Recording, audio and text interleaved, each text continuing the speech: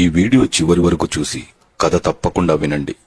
ఒక అడవిలో చెట్టు పైన కోతులు నివసిస్తుండగా ఆ చెట్టు కింద తల్లి పులి పిల్లల్ని వదిలేసి వేటకు వెళ్ళగా వాటిని తినడానికి వచ్చిన పొడవైన కొండ చిలువ పులి కూనలకు దగ్గరగా చేరుతుండగా చూసిన కోతి ఆ పిల్లలను రక్షించాలని ఆ తల్లి పులికి వినపడేలాగా శబ్దాలు చేస్తూ చెట్ల కొమ్మలు ఊపుతూ శబ్దం చేయగా అది గమనించిన పులి పిల్లల దగ్గరకు చేరుకొని కొండ చిలువను అక్కడి నుంచి తరిమేసి పిల్లలను రక్షించుకుంది.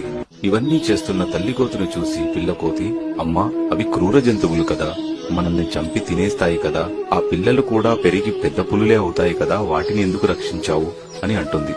అప్పుడు ఆ తల్లి కోతి, బాబు, ఆ క్షణంలో నేను సాయం చేస్తుంది శత్రువుకా మిత్రువుకా అని చూడకుండా కేవలం తల్లిలా ఆలోచించి మరో తల్లికి కడుపు కోత ఉండకూడదని సాయం చేశాను అని అంటుంది.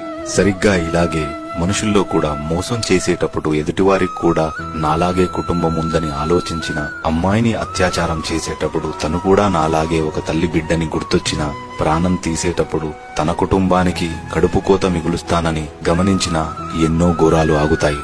మంచి రచనలు చేయడం నా కర్తవ్యం, ఫాలో చేయడం మీ ఇష్టం.